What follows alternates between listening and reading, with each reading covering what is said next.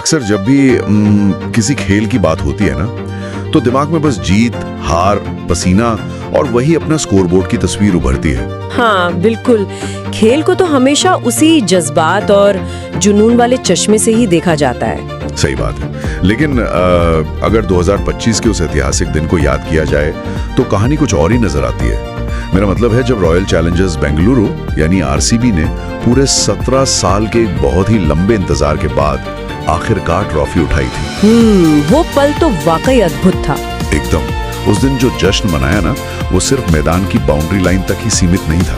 आपको जानकर हैरानी होगी कि जियो हॉटस्टार पर उस मैच को 678 मिलियन यानी करीब 67 करोड़ से ज्यादा व्यूज मिले। और ये आंकड़ा कोई साधारण गणित नहीं है, ये अपने आप में एक बहुत बड़ी कहानी कहता है। बिल्कुल।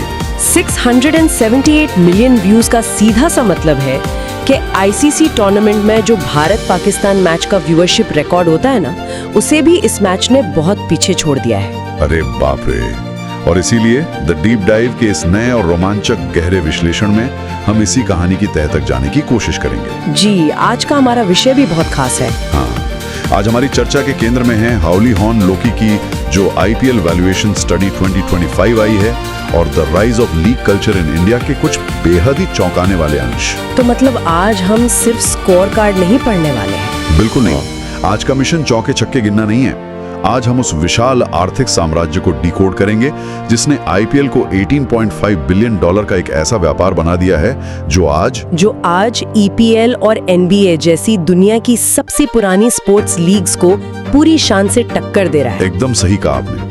खेल के मैदान पे जो घटित होता है वो तो दर्शकों के लिए है, लेकिन मैदान के बाहर जो बोर्ड रूम में चल रहा है वो किसी सस्पेंस या थ्रिलर फिल्म से कम नहीं है।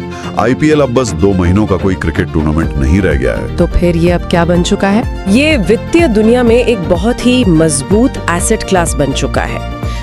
एसेट क्लास मतलब निवेश का एक ऐसा सुरक्षित माध्यम जहां पैसा लगाने वाले को भारी मुनाफे की पूरी गारंटी होती है। अरे वाह। तो चलिए बिना किसी देरी के इस $18.5 बिलियन के साम्राज्य के दरवाजे खोलते हैं। ये जो 678 मिलियन दर्शकों की संख्या है ना, इसे सिर्फ खेल की दीवानगी मान लेना बहुत बड़ी भूल होगी। हाँ, क्योंकि अगर विशुद्ध बिजनेस के नजरिए से देखा जाए तो ये एक पक्की और गारंटीड ऑडियंस है। मतलब एक ऐसा दर्शक वर्ग जो हर साल तय समय पर अपनी स्क्रीन से चिपकने के लिए तैयार रहता है। जी, और यही उस विशाल वैल्यूएशन की असली नींव है। स्रोत के जो आंकड़े सामने आए हैं उनके अनुसार आईपीएल की बिजनेस वैल्यू अब 12.9% बढ़कर $18.5 बिलियन हो गई है। $18.5 बिलियन, मतलब रुपयों में देखा जाए तो करीब 1,56,568 करोड़ रुपए। दिमाग हिल जाता है ये नंबर सुन के। और वहीं अगर इसकी ब्रांड वैल्यू देखें तो वो 13.8% बढ़कर $3.9 बिलियन तक पहुंच गई है। अच्छा, यहाँ एक बुनियादी सवाल खड़ा होता है जो शायद कई सुनने वालों के दिमाग में भी आ रहा होगा। ये बिजनेस वैल्यू और ब्रांड वैल्यू के बीच का भारी अंतर आखिर क्या है? ये वित्तीय दुनिया का एक बहुत ही क्लासिक सवाल है। लोग अक्सर बिजनेस वैल्यू और ब्रांड वैल्यू को एक ही समझ लेते हैं। हाँ, दोनों एक जैसे ही तो लगते हैं सुनने में, लेकिन असल में ये दोनों बहुत अलग हैं। इसे समझाने के लिए स्रोत में एक बहुत ही सटीक उदाहरण दिया गया है, फ्रांसीसी लग्जरी ब्रांड हर्मेस का। एक मिनट, हर्मेस तो वो कंपनी है ना जो अपने बेहद महंगे और एक्सक्लूसिव लेदर बैग्स बनाती है? हाँ, वही कंपनी। लेकिन हर्मेस तो एक लग्जरी प्रोडक्ट है जिसे छुआ जा सकता है, खरीदा जा सकता है, जबकि आईपीएल तो एक खेल का इवेंट है। क्या ये तुलना सच में सही बैठती है? ये शंका बहुत वाजिब है, लेकिन अगर आप इसके पीछे का अर्थशास्त्र देखेंगे तो तुलना बिल्कुल सटीक लगेगी। देखिए, जुलाई 2025 तक हर्मेस का टोटल मार्केट कैप यानी बाजार में उस कंपनी की कुल कीमत $250 बिलियन से ज्यादा है। अच्छा, तो ये उसकी बिजनेस वैल्यू हुई? बिल्कुल, ये $250 बिलियन उसका बिजनेस वैल्यू है। इसमें उनकी सारी फैक्ट्रियां, दुनिया भर के स्टोर्स का रियल एस्टेट, गोदामों का कच्चा माल, उनका कैश रिजर्व सब शामिल है। समझ रहा हूँ। लेकिन अगर आप उन सब भौतिक चीजों को हटा दें और सिर्फ हर्मेस के नाम या उसके लोगों की कीमत लगाएं, कि सिर्फ उस ब्रांड नेम की अपनी क्या वैल्यू है बाजार में? जी, तो वो $250 बिलियन से बहुत कम होगी। ब्रांड वैल्यू किसी भी कंपनी के पूरे बिजनेस वैल्यू का सिर्फ एक अमूर्त हिस्सा होती है। तो इसका मतलब आईपीएल के मामले में भी गणित कुछ ऐसे ही काम कर रहा है। एकदम सही पकड़े आप। मतलब आईपीएल की ब्रांड वैल्यू जो 3.9 बिलियन डॉलर है, वो सिर्फ उसके नाम, लोगो और लोगों के बीच उसकी लोकप्रियता की कीमत है। हाँ, और जब पूरे इकोसिस्टम की बात होती है, जिसमें ब्रॉडकास्टर्स के media rights, sponsorship deals, 10 franchisee की वैल्यू और मर्चेंडाइजिंग शामिल है, तो वो पूरा का पूरा ढांचा 18-20 बिलियन डॉलर का बन जाता है। आप समझ में आया? ब्रांड वैल्यू वो आकर्षण है जो लोगों को खींचता है, और बिजनेस वैल्यू वो पूरी मशीनरी है जो उस आकर्षण को पैसे में बदल देती है। इस पूरी मशीनरी को देखकर मेरे दिमाग में एक बहुत ही रोचक तुलना आ रही है। क्या हम आईपीएल को एक ऐसी विशाल मल्टीप्लेक्स चेन मान सकते हैं जहां फिल्में कोई भी लगे? फिल्में कोई भी लगे मतलब मैदान में कोई भी टीम जीते या हारे, मैच अच्छा हो या बोरिंग, लेकिन मल्टीप्लेक्स के मालिक की कमाई पहले से फिक्स होती है, क्योंकि दर्शक आएंगे तो पॉपकॉर्न और पार्किंग से पैसा तो आना ही है। अरे वाह, ये एनालॉजी तो इस पूरे मॉडल को बहुत ही सरल तरीके से समझा देती है। यहाँ मीडिया राइट्स और स्पॉन्सरशिप उसी पॉपकॉर्न का काम कर रहे हैं। बिल्कुल। और ग्लोबल इन्वेस्टर्स को आईपीएल इसीलिए इतना पसंद है क्योंकि यहाँ जोखिम ना के बराबर है, कमाई की गारंटी लगभग पक्की होती है। इसे वित्तीय भाषा में प्रिडिक्टेबल कैश फ्लो कहते हैं। प्रिडिक्टेबल कैश फ्लो यानी कमाई का पहले से ही सटीक अंदाजा होना। लेकिन स्पोर्ट्स जैसे अनिश्चित क्षेत्र में ये कैसे सुनिश्चित किया जाता है? इसके पीछे इस लीग का बहुत ही सावधानी से बुना गया स्ट्रक्चर है। इसमें 2 सबसे बड़े कारण हैं। पहला है सैलरी कैप का नियम। सैलरी कैप मतलब खिलाड़ियों की फीस की कोई लिमिट? हाँ, अगर आप दुनिया की बड़ी लीग्स देखें, जैसे यूरोप के फुटबॉल क्लब्स, तो वहाँ खिलाड़ियों को खरीदने की कोई ऊपरी सीमा नहीं होती। मेसी या रोनाल्डो को खरीदने के लिए क्लब्स बेतहाशा पैसा खर्च करते हैं। हाँ, कई बार तो न्यूज आती है कि क्लब्स दिवालिया ही हो गए। बिल्कुल। लेकिन आईपीएल में हर टीम के लिए खर्च करने की एक सख्त सीमा है। 2025 में ये सीमा 120 करोड़ रुपए प्रति टीम थी। अच्छा, 120 करोड़ मतलब कोई भी फ्रेंचाइजी इससे 1 रुपया भी ज्यादा अपने खिलाड़ियों की सैलरी पे खर्च नहीं कर सकती? जी नहीं कर सकती। ये नियम खर्चे को बेकाबू होने से रोकता है और फ्रेंचाइजी के मुनाफे को सुरक्षित रखता है। ये तो बात हुई खर्च को रोकने की, लेकिन आपने 2 कारण बताए थे। दूसरा क्या है? दूसरा और सबसे महत्वपूर्ण कारण है इसका asset light model. Asset light model? हाँ, आईपीएल फ्रेंचाइजी को अपने खुद के विशाल स्टेडियम नहीं बनाने पड़ते और ना ही पूरे साल उनके रखरखाव का भारी खर्च उठाना पड़ता है। हाँ, स्टेडियम तो बीसीसीआई और राज्य क्रिकेट संघों के होते हैं ना? बिल्कुल। फ्रेंचाइजी का काम सिर्फ अपनी टीम बनाना, उसे प्रमोट करना और मैच के दिन मैदान पर पहुंचना है। क्योंकि उन्हें इंफ्रास्ट्रक्चर में पैसा नहीं फंसाना पड़ता, इसलिए उनका ऑपरेटिंग लेवरेज बहुत अधिक होता है। मतलब कम लागत में ज्यादा रिटर्न।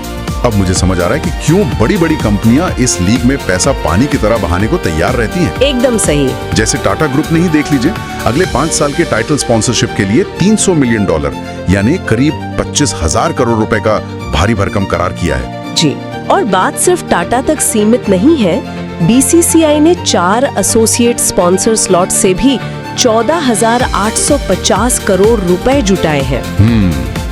जिनमें माई 11 सर्कल, एंजल वन, रुपे और सीएट जैसी कंपनियां शामिल हैं।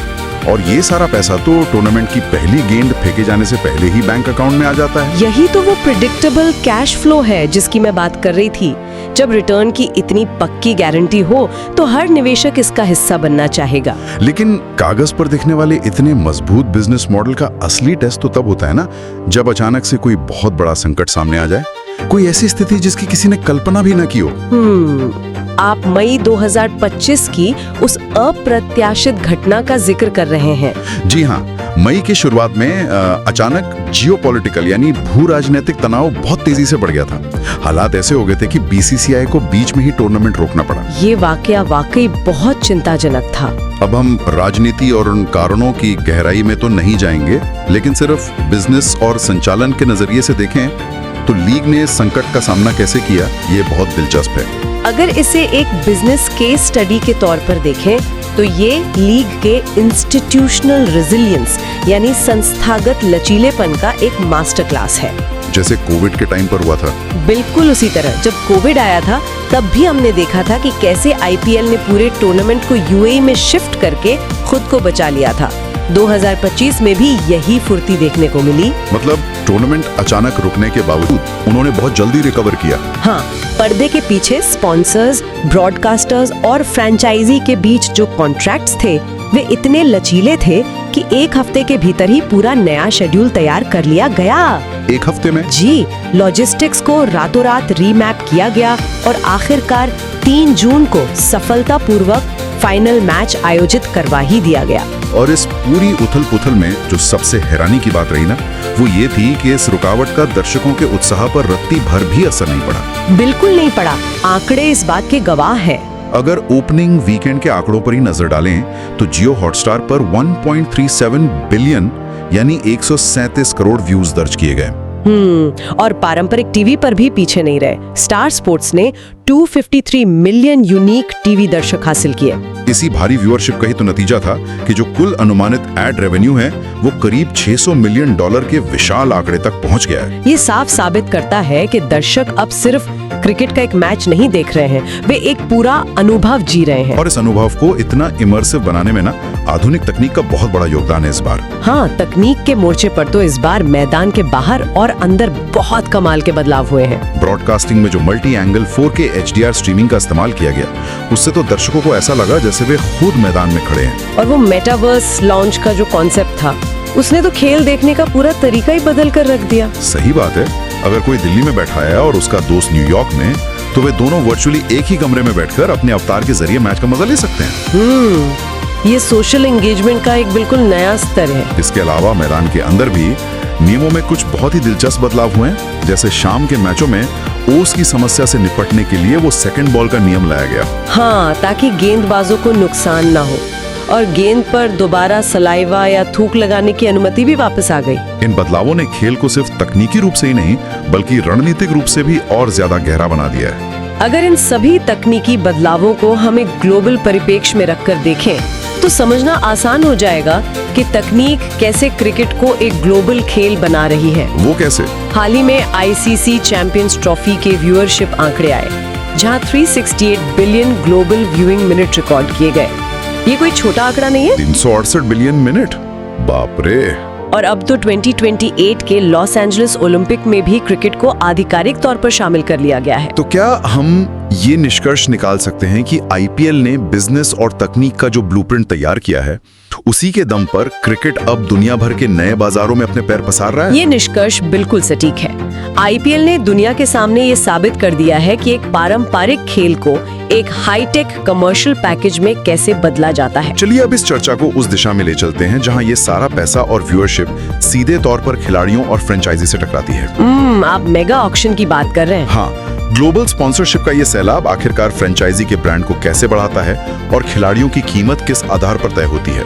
अगर हम नवंबर 2024 के मेगा ऑक्शन को देखें तो तस्वीर साफ हो जाती है। उस मेगा ऑक्शन ने तो सच में इतिहास ही रच दिया था। कुल 182 खिलाड़ियों पर फ्रेंचाइजी मालिकों ने $76 मिलियन यानी करीब 6,391.5 मिलियन रुपए खर्च कर डाले। 76 मिलियन डॉलर, और इसमें ऋषभ पंत और श्रेयस अय्यर की बोलियों ने तो पिछले सारे रिकॉर्ड ध्वस्त कर दिए। बिल्कुल। ऋषभ पंत को लखनऊ सुपर जायंट्स ने 27 करोड़ रुपए की भारी कीमत देकर खरीदा और श्रेयस अय्यर पंजाब किंग्स के खेमे में 26.75 करोड़ रुपए में गए। ये इतना बड़ा निवेश सिर्फ उनके छक्के मारने की क्षमता के लिए तो नहीं हो सकता ना? जी नहीं, इसके पीछे उनकी ब्रांड वैल्यू का बहुत बड़ा खेल है।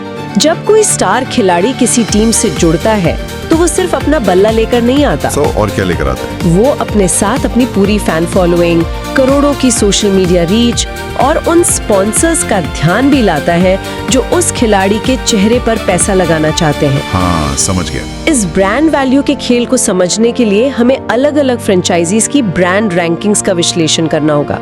शुरुआत करते हैं उस टीम से जो इस साल नंबर 1 पे है, रॉयल चैलेंजर्स बेंगलोर, RCB। जी, इनकी ब्रांड वैल्यू इस बार $269 मिलियन अंकी गई है। RCB की इस साल की कहानी तो किसी ब्लॉकबस्टर फिल्म जैसी है। 17 साल का सूखा खत्म हुआ और ट्रॉफी उनके हाथ आई। हाँ, लेकिन इस जीत के पीछे एक और बहुत बड़ा फैक्टर था विराट कोहली का मई में टेस्ट क्रिकेट से संन्यास लेना। सही कहा। उस एक फैसले के बाद कोहली का पूरा फोकस, उनकी पूरी ऊर्जा IPL पर आ गई। और उसका असर मैदान पर साफ दिखा। और मैदान के बाहर भी। हाँ, जैसे वो टेक कंपनी नथिंग का उनका एसोसिएट स्पॉन्सर बनना, ये दिखाता है कि आरसीबी का ब्रांड युवाओं और गैजेट प्रेमी दर्शकों के बीच कितना ज्यादा मजबूत है। बिल्कुल, आरसीबी ने इस साल बहुत अच्छा संतुलन कायम किया। लेकिन वहीं अगर हम रैंकिंग में नंबर 2 पर मौजूद मुंबई इंडियंस को देखें, जिनकी ब्रांड वैल्यू $242 मिलियन है, तो वहां की कहानी बिल्कुल अलग थी। मुंबई इंडियंस की रणनीति पर तो पूरे सीजन में सबसे ज्यादा बहस हुई थी। हार्दिक पांड्या को कप्तानी सौंपी गई और महिला जयवर्धने को कोच बनाकर वापस लाया गया। हाँ, लेकिन सबसे ज्यादा हैरानी भरा फैसला था रोहित शर्मा का। एकदम बिना रिटायरमेंट लिए रोहित शर्मा का एक इम्पैक्ट प्लेयर के रूप में खेलना। यहाँ एक बहुत बड़ा सवाल उठता है, क्या ये सिर्फ फैंस के गुस्से से बचने और अपने लेगेसी ब्रांड को बचाने का एक तरीका था या कोई गहरी रणनीति थी? ये एक बहुत ही जटिल सवाल है। रोहित शर्मा जैसे बड़े खिलाड़ी सिर्फ रन बनाने की मशीन नहीं होते हैं, वे पूरी फ्रेंचाइजी की पहचान होते हैं। उन्हें इम्पैक्ट प्लेयर के रूप में इस्तेमाल करना मुंबई इंडियंस का एक मास्टर स्ट्रोक था। मास्टर स्ट्रोक कैसे?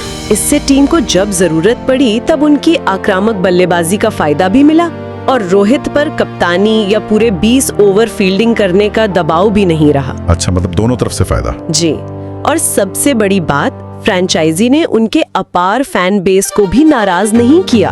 अगर वो बेंच पर बैठे रहते तो फैंस भड़क सकते थे। ये परफेक्ट उदाहरण है कि कैसे ग्लोबल आइकन अपनी प्रासंगिकता बनाए रखते हैं। अगर लेगेसी और फैन बेस की बात चल रही है ना, तो चेन्नई सुपर किंग्स का जिक्र आना तो तय है। जी, सीएसके $235 मिलियन के साथ तीसरे नंबर पर है। इस सीजन में ऋतुराज गायकवाड़ के चोटिल हो जाने से एमएस धोनी को फिर से कप्तानी उठानी पड़ी थी। हाँ, लेकिन यहाँ जो सबसे ज्यादा उलझाने वाली बात है वो ये कि सीएसके इस बार पॉइंट्स टेबल में बिल्कुल निचले पायदान पर रही। बिल्कुल, सबसे नीचे रहकर भी तीसरे नंबर का सबसे बड़ा ब्रांड। एक टीम जो लगातार हार रही है, उसकी ब्रांड वैल्यू इतनी ऊपर कैसे रह सकती है? ये तो अर्थशास्त्र के नियमों के बिल्कुल उलट लगता है मुझे। सामान्य बिजनेस में ये अजीब लग सकता है, लेकिन इसे ही द थाला फिनोमिनन कहते हैं। अर्थशास्त्र में एक टर्म है इनइलास्टिक डिमांड, यानी ऐसी मांग जिस पर बाहरी चीजों का कोई असर नहीं पड़ता। मतलब हार जीत से कोई फर्क नहीं पड़ता? बिल्कुल नहीं। सीएसके के फैंस की वफादारी हार या जीत पर निर्भर नहीं करती। धोनी का ब्रांड इस फ्रेंचाइजी की जड़ों में इतना गहरा समाया है कि जैसे ही वो मैदान पर आते हैं, स्टेडियम पीला हो जाता है और व्यूअरशिप आसमान छूने लगती है। क्या बात है। अच्छा, अब उस टीम की बात करते हैं जिसने इस साल सबसे तेज छलांग लगाई है, पंजाब किंग्स। पंजाब किंग्स का प्रदर्शन वाकई चौंकाने वाला था। इनकी ब्रांड वैल्यू 39.6% की भारी उछाल के साथ $141 मिलियन हो गई है और ये 9वें स्थान पर मौजूद है। पंजाब किंग्स की ये ग्रोथ बहुत कुछ बयां करती है।